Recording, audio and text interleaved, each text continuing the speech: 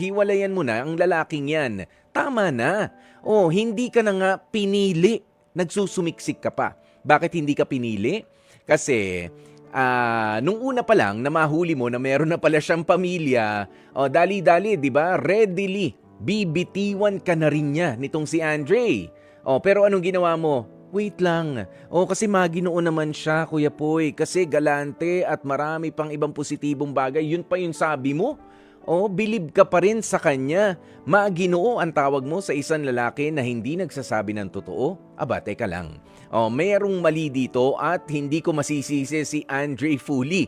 Ikaw ang sisisihin ko na rito, Lara. Sa puntong yan, ikaw at ikaw lang dapat ang sisihin sa mga nangyayari sa'yo. Nasasaktan ka dahil tapos nag-aalala ka pa. Dahil sa mga susunod na araw, baka bumalik na sa'yo. Yung sinasabi, baka karmahin ka na. Tapos sinasabi mo rin na aminado ka na tumatanda ka na, masisisi ka ba? Of course, ikaw lang naman talaga ang sisisihin dyan sa desisyon na yan. Alam mo, may mga tao na dumaraan sa buhay natin kahit pa nga panloloko, buti sana nung una, nung naloko ka at nung nalaman mo, nagpakatalino ka na ulit. Pero hindi ito.